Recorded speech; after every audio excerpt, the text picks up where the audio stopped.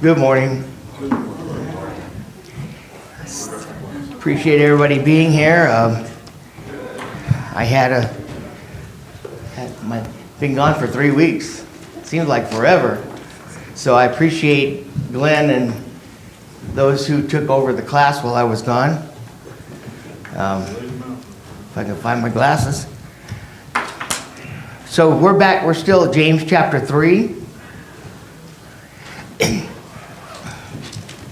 And James chapter 3 is mainly dealing with the tongue, as we have been looking at it.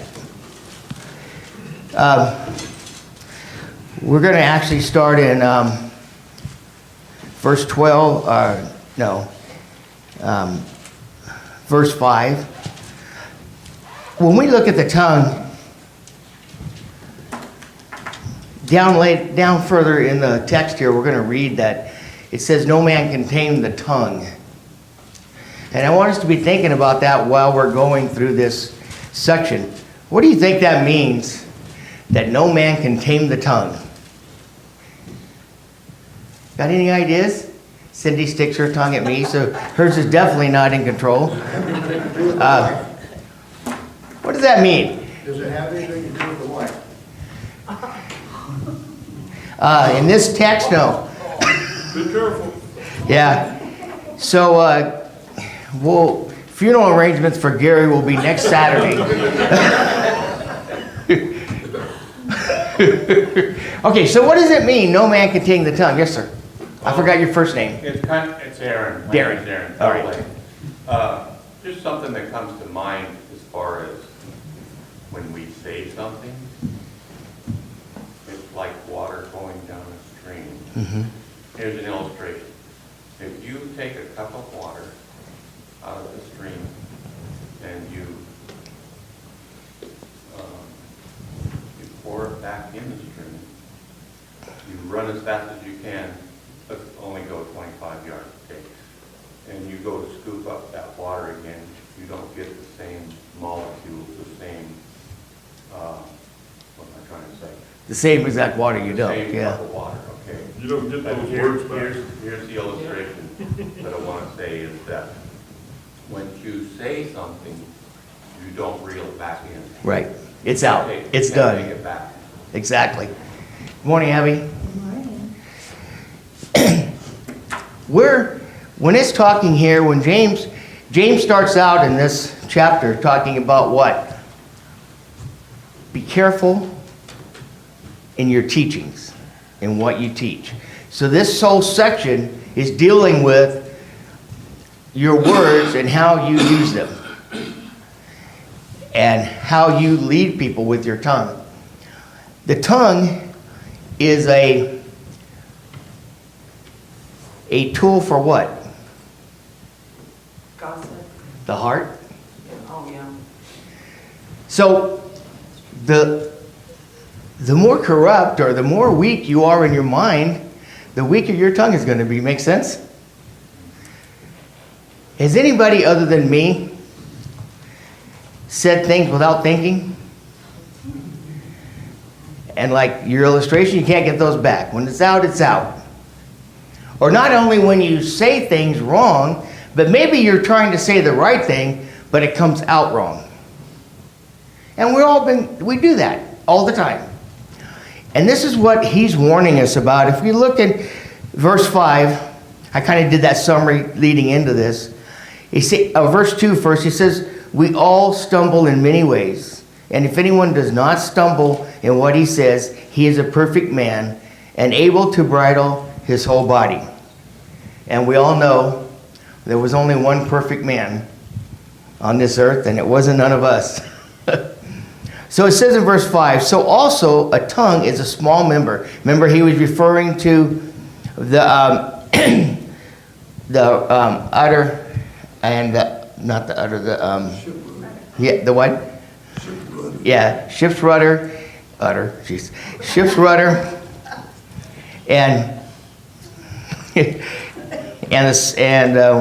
don't know, I'm blowing it here real quick, and the bit in the horse's mouth. So now it says, so also the tongue is a small member and a boast of great things. How great is a forest set ablaze by such a small fire? And the tongue is a fire, a world of unrighteousness. Isn't that a strong statement? A world of unrighteousness. And we're all familiar here with forest fires. One lightning strike, and next thing we know, we've got 100,000 acres of forest burnt. And we're all trying to breathe through it. So it affects all of us. And when it referenced a broach rudder, what happens if you're out in the middle of the water somewhere and you decide to let go of the steering? What's going to happen to you? You're going to be tossed wherever that current takes you.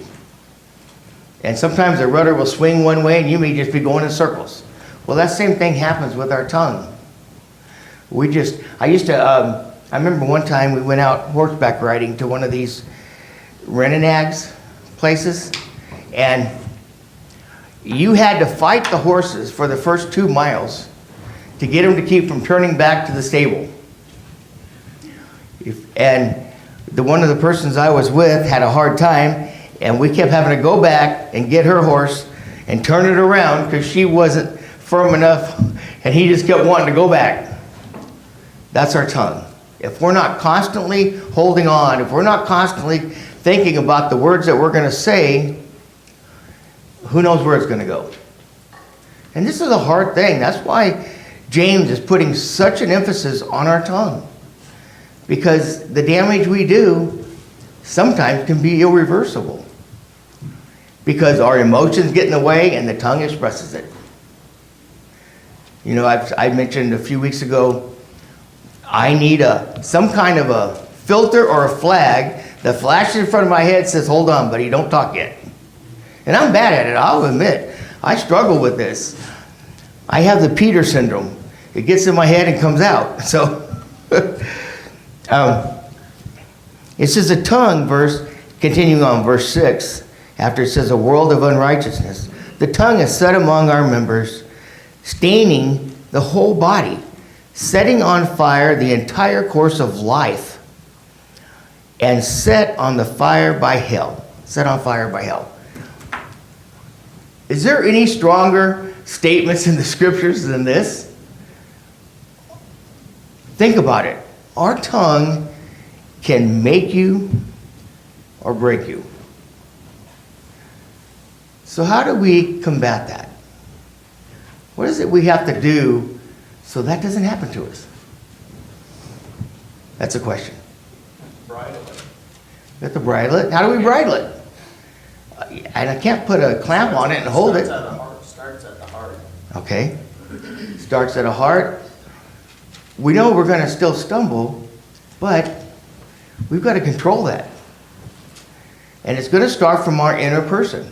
The closer and the more true we are to Christ is going to aid us in that problem. And we just have to focus on Him. But we have a hard time.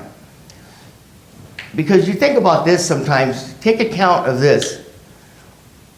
Even if you don't vocalize it, and you're actually thinking about it, as something bad or negative about somebody, but you don't say it, is that any better? So what happens when your mind's not in the right place, next thing you know, that tongue is engaged. And there we are. You know, the saddest thing about it is you can turn somebody permanently away from Christ by a few words because they don't want to hear it no more. Yeah. You know, too, as with children, how much it affects other children when kids are mean and say mean things to them. I mean, there's a lot of devastation for a child to go through thinking that they are what somebody else said. Right. You know. Yeah. And, you know, well, not only children, but adults do that. Mm-hmm. Not everybody's really secure in how they feel or are, and you could say words that lead them away. We had a situation where we had a young man that the elders have been studying with. We've been studying with him. He wasn't living a good life. And so we finally got him to commit to coming to church. Well, we had a long covered corridor before you got into the foyer. And one of the sisters seen him coming. And she ran out to meet him. Not to say welcome, but to say, you're really not welcome till you change your life. We had a talk with her. And after she realized really what she had done, she broke down and was very sorrowful. But the problem is we couldn't get him back after that. That's the problem. See, that was a situation where her idea of what he was doing was wrong, but in the way she applied it was completely. She sinned as much as he was in that moment. And hopefully someday he'll come back, but as long as I was there, he did not even want to talk anymore or study. We've got to watch our tongue. Turn over to Psalms 141 and 3. We're going to look at a couple of Old Testament in Proverbs and Psalms. There's a lot more than I had picked out, but I just picked a couple out to emphasize. So 141 and 3. I hear pages. I'll wait a minute. It says, set a guard, O Lord, over my mouth. Keep watch over the door of my lips. Do not let my heart incline to any evil, to busy myself with wicked deeds, in company with men who work iniquity, and let me not eat of their delicacies. He's asking the Lord to set a guard over his mouth so he doesn't sin and doesn't do these things. And go over to Proverbs 21.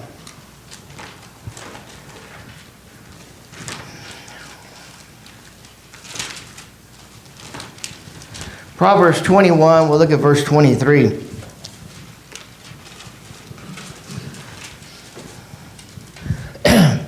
It says, whoever keeps his mouth and his tongue keeps himself out of trouble.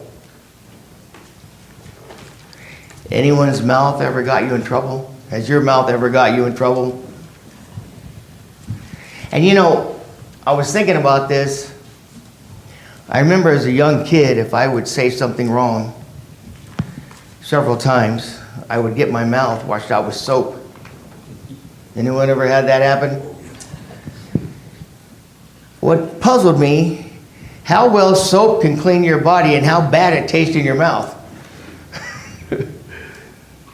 And so that would help you remember that that is not a good thing. And my mom would use it not only if you said something bad, but if you stretch the truth, as I would call it, or a white lie, as they have to try to make it easier. Jill? Well, it's a combination of emotions, that, like talking about anger. But Yep. I remember Paul had a study on sarcasm, Mm-hmm. and the meaning of that word means to rip and tear. Right. To serve flesh. To tear flesh, yeah. Tear the flesh. So if you get that and you think about that in your head when you're speaking, a lot of times I think we do speak in a lot of sarcasm. And that's the ripping and tearing the flesh. And we do that sometimes without meaning it. I said something this last week. I had the young couples, when they weren't with Jill, no. I had the young couples that were there, and they were from Tennessee, both of them. And my son and Amanda's now picked up on some of these words. Well, see, in the South, bless your heart doesn't actually mean good all the time. Most of the time not. Most of the time not. So, but I said it, but I really meant it, really, bless your heart. And they looked at me and oh, wait a minute. I didn't mean it sarcastic. I meant that was a good thing you did. So you got to choose and know who you're talking to. Because the other part to this is a challenge for everybody here. If you think if somebody has offended you with their tongue, Matthew chapter 18 tells us what to do. Go to them. Go to them. Make sure what you thought you heard was what that person meant. And if it wasn't, reconcile. Make sure it gets straightened out. Don't let it linger. Don't let it tear you away from the church or from your spirituality or from your brother. The tongue is a terrible weapon. And we've got to really be careful how we use it. The tongue will kindle up anger. How many wars in our world have started because leaders talking about each other?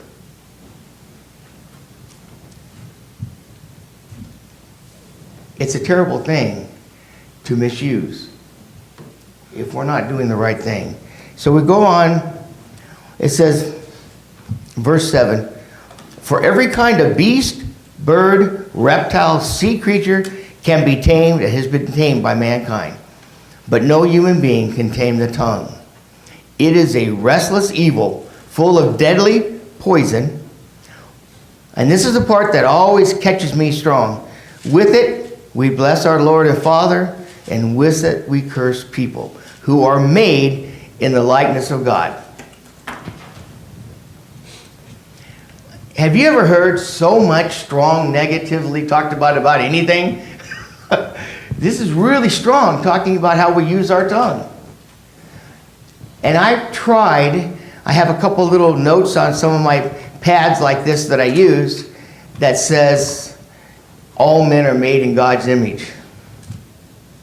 It's a reminder from here that I'm cursing somebody or putting somebody down, actually, or looking down on somebody that was made in God's image. And that's something we need to keep in our hearts. People are going to mess up. People are going to make mistakes. We are to not condone or like what they're doing, but we need to love the person. And we read that throughout all the pages. But instead, we are programmed to stereotype certain things, and then we hate those things. I grew up in California. In California, in my time of day, we didn't have prejudice for blacks or anybody. We were a mesh of everything. But my cousins in the South, it was not that way. And you got to remember, that doesn't matter how we look. We are made in the image of God. So, what did Jesus say? If you hate your brother, you cannot hate me. You cannot love me. All these are ways that we get in our heart to learn to control the tongue. So important. So important. Jill. So isn't it also though, I mean, it says, because it says we're to love our enemies and do good to them. Mm-hmm. That doesn't mean that's just members of the church. No, this is everybody, neighbors. And so everybody's been made in God's image. Uh-huh. You know, they may not choose to become a Christian, but they're all made in His image. Right. And I think that sometimes you think that there's fair game Right. to be whatever to somebody, kind of like you're talking about the lady that went Right. out and said, unless you get things right, you're not welcome here. Right. You know, kind of a deal. And just, you kind of pick and choose who we're going to be good to. And see, and that's a case where her heart was in the right place. In her mind, she was doing good. But how it came out and when it came out, timing was off, tone was off. So everything was messed up. And so we've got to be careful of that. And we've got to understand how much damage words can do. Because see, once it's out, it's out. It's like what they say, what about a gun? Once you fire it, you can't take the bullet back. Well, once words are out, the bullet wound can be healed, but words stick in the back of somebody's mind, don't they? They're there for pretty much forever. Turn over to Matthew 12:33.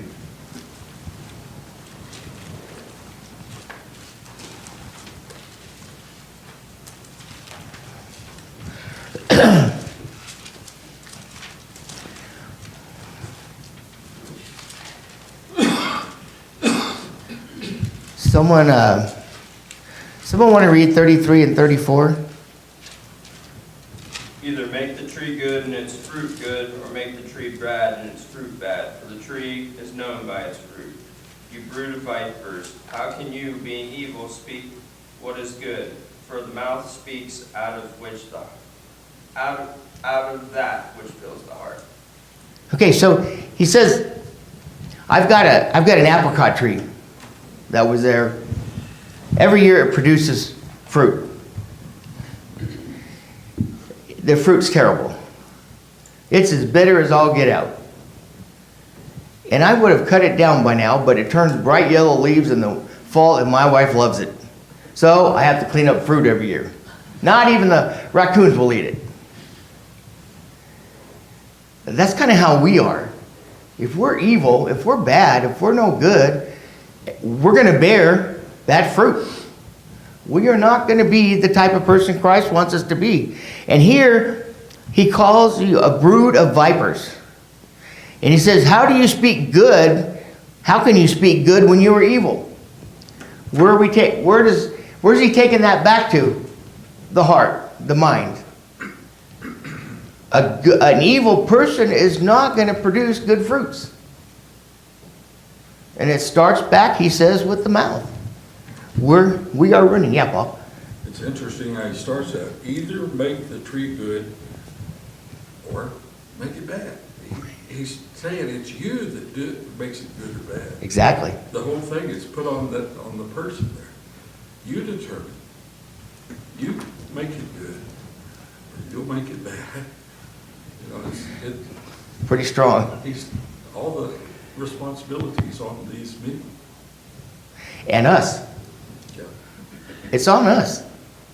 See, there's nothing, the elders, the preacher, the teachers, or your spouse, or any of your friends, they can't control how you choose to live, or how you choose to think. The only one who controls that is who? You. That's it.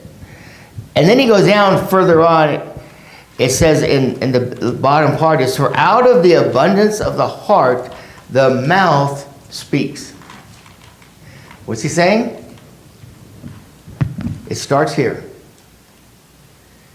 Who you are or what you are is what's going to come out of your mouth.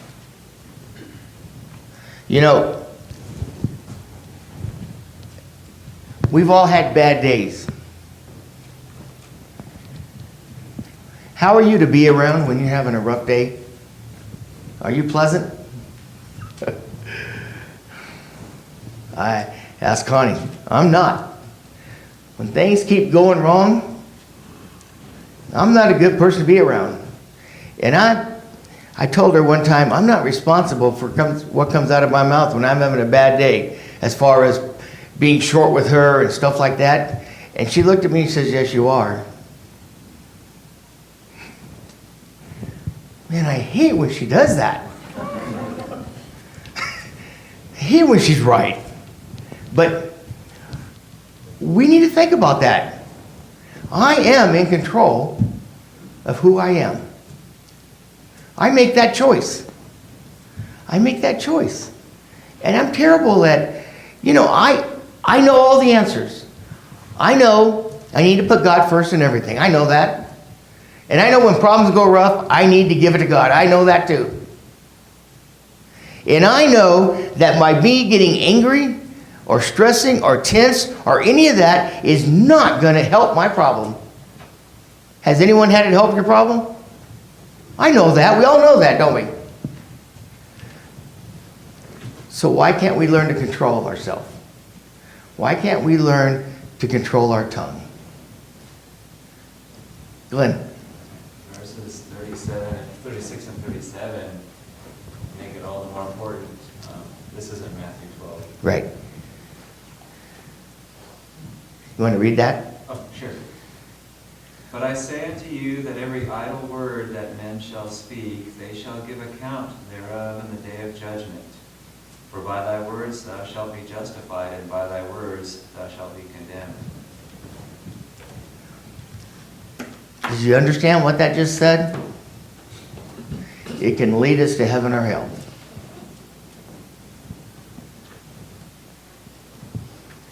I've mentioned this before. I often think about when I'm messing up, after I've calmed down or done something, I think, if I was to go today, would God say, enter in, thou good and faithful servant? See, I want more than anything, all of us to hear that.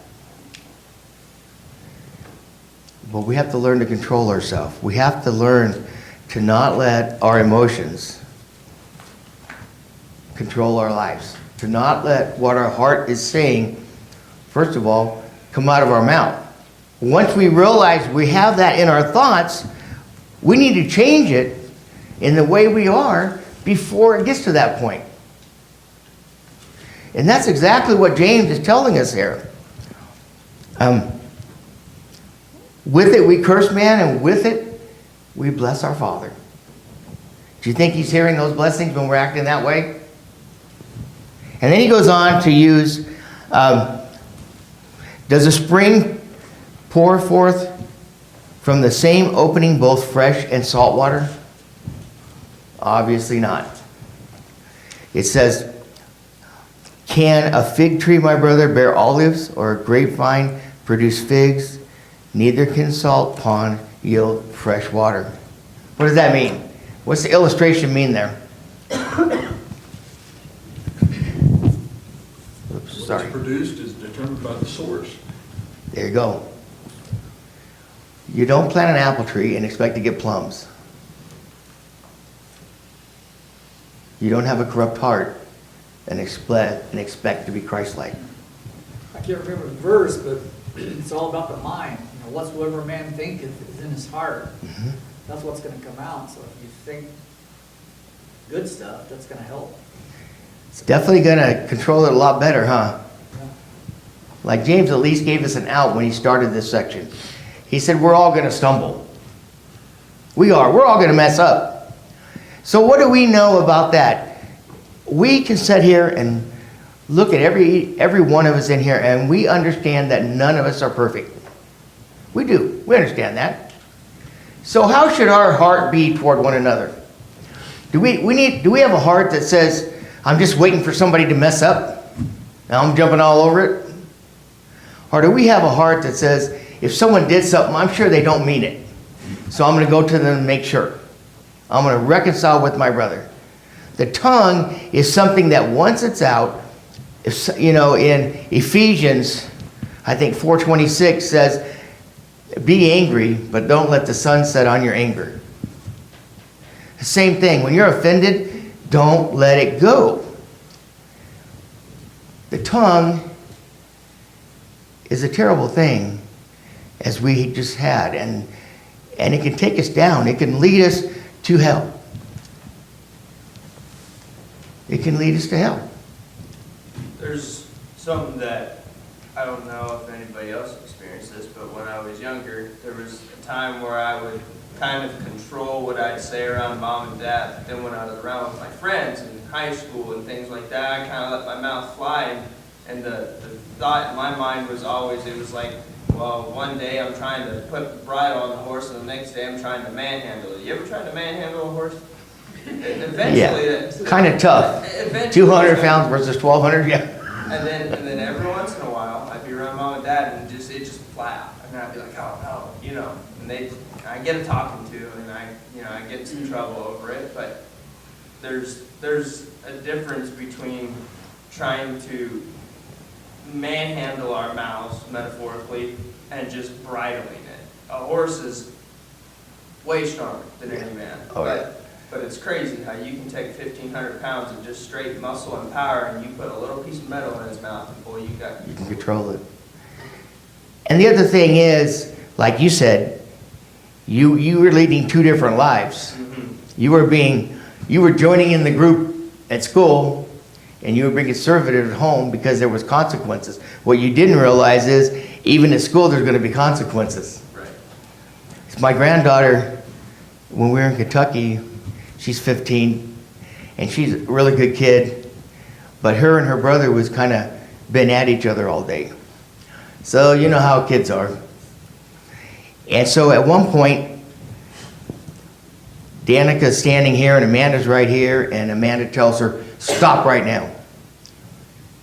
Danica, because she's been arguing with Wyatt all day, snaps at Amanda. And it went like this. She said what she's going to say, and she went, and right then she realized, that's Mom. And she goes, I'm sorry. And get a hug. Because there was consequences for, she could talk, felt she could talk to her brother that way, but she can't talk to Amanda that way. But we need to learn, see, if we've got to make changes by our environment, there's something wrong. Christ was the same wherever he went, whoever he talked to, wasn't he? Janet? I notice, because I'm older now, my friends are about my age or older, and what I notice is that we're slow to speak. And you think slower, but you don't come out with so much junk because your mind is letting you think about that. But I notice when I'm around young people, they're talking so fast that I don't think they realize what it comes out, like to someone like me, is trying to pick up when they say. Right. And so my friends tend to say kinder things because they're thinking before they speak. And then the younger people I notice are quick to interrupt us. You start to say something and boom. And so we think, okay, I had something important to say to you, but you're not willing to listen. Right, and that only does not always go for young people. It goes for about anything. I know, like you said, the older you get, the slower you get mentally. Problem is, some of us mouth still engages before the brain gets done. So that's the things we have to watch. Yeah. Something I think as we think about our speech, we often go to the thought of swear words and things like that that's what we need to control, and we absolutely do. When we look at the verses that Glenn read us in Matthew, we're going to be judged on everything, every conversation we have. And kind of to Janet's point, being careful about the things we say may have nothing to do with swear words. Right, yeah. Just the type of things we're talking about, or the way we talk to someone, or talk about sarcasm too. Maybe we're saying something just because we know it's going to dig them a little bit. And we don't do that. And we didn't even say any swear words. We didn't have Right. to. We knew we could cut them, and we just wanted to get a jab in. And not just that, the type of things that we talk about. Right. You know, and it's not just young people, but young people, like Jan said, talk without thinking. Right. So a lot of the conversations they are having, maybe they shouldn't even be talking about those things. You know, things that are sinful, and they talk about it like it's just, Right. just is what it is, and it's almost funny. And you know, I remember being younger and thinking, boy, the older folks they're just out of touch. Right. They don't get it. Right. Well, maybe not. Maybe they just had learned. They were in touch. Yeah, they were in touch. They learned to be more in control of the things they thought about, the things that they talked about. Dan? Yes, sir. It's interesting, in James 3 and verse 8, he writes it in a rather emphatic way, but no human being can tame the tongue. Right. Connect it back to the last verse in chapter 2. For as the body apart from the spirit is dead, so also faith apart from works is dead. No human being can tame it. And that's what I was bringing up next. Alive in the spirit. Exactly. Alive in the spirit can. And that's actually my closing point to Sorry, that. just- No, you're good. Because, you see, that's the advantage. I am not perfect. You are not perfect. Christ is perfect.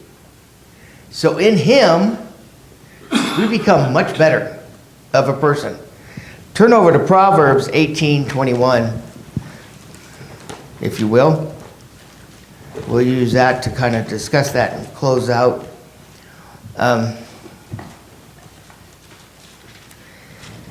So 18 and 21 says, we'll go to verse 20.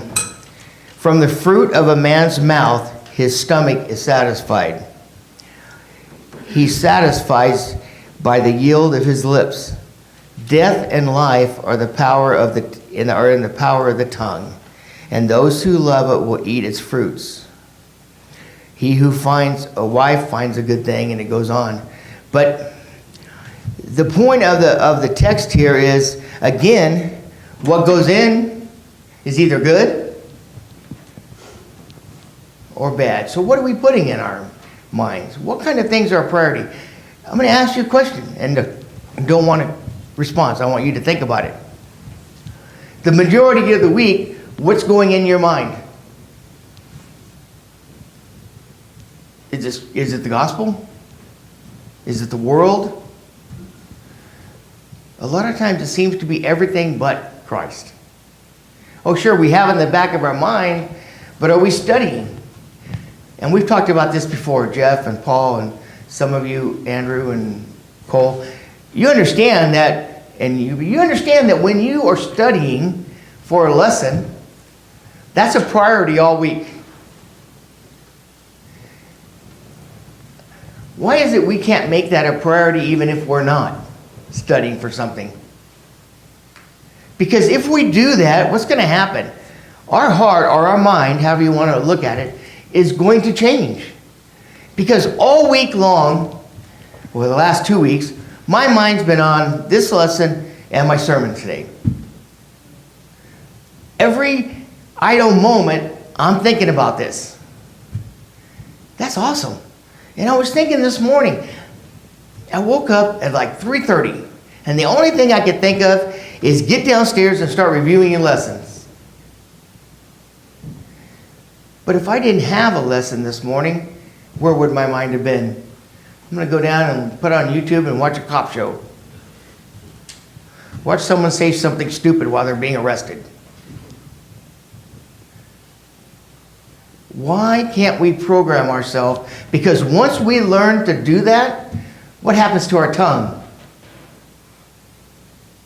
It's much safer. Jill? I was thinking about what Andrew was saying, and he's right, because you think about the people in Moses that grumbled, or a fault-finding. God talks about a fault-finding spirit and a critical spirit. And those things can be, like we're saying, you always go back to swear words or something like that, but their grumbling caused them to be for 40 years, and the fault-finding and the criticism. Mm-hmm. And so it's something that it's easy to do. It's easy to be critical of somebody or a fault finder or grumble about our circumstances. It's easier because we allow it to be easier. Yes. The other day a week or so ago, I was a little bit cranky one day. I was cranky because my ankle was not allowing me to do the things I wanted to do. Andrew can probably relate to that recently. I was frustrated. So my attitude reflected that. So the next morning, I get up way earlier than Connie. I'm usually up by 6, and I'm sitting downstairs reflecting on the day before, and I said to myself, you are going to be nice to Connie all day no matter what. And I was. But why was I? Because I had set my heart on that was going to be a priority for the day. So it became easy. And we both had a nice, pleasant day. As opposed to the day before, where after about the first couple hours, I don't know where she went. But it was anywhere but where I was. We need to learn to control our tongue. And to control our tongue, we need to control our heart. That's the point of James here. Because, listen to me, the saddest part about not controlling your tongue is who you may discourage from being a Christian. Or who you may in the world never will listen to you about God because of how you spoke around them. Or how they heard you speak around somebody else. So, it's a 24/7 thing. Not just, as Jill mentioned earlier, when you're around brothers and sisters in Christ, but when you're around anyone. What did Jesus say? He hopes that none should lose their soul. Everyone is just as important. But we will, in the day of judgment, be divided into sheep and goats. And once we set upon that judgment seat, as we read in Proverbs, there's no turning back. So the time to act is now. Control your tongue. Read this in James over and over. And if you go through the scriptures, Paul, how many scriptures do you think there are that mentions the mouth and tongues and people who are sarcastic? It's all over the place. I just randomly picked 4. I could have spent all day. That's how important it is. Our tongue should act in love because that's what's in our heart. And we need to learn to control it when our heart gets out of line. So I appreciate everybody's comments. That pretty much ends it for this day.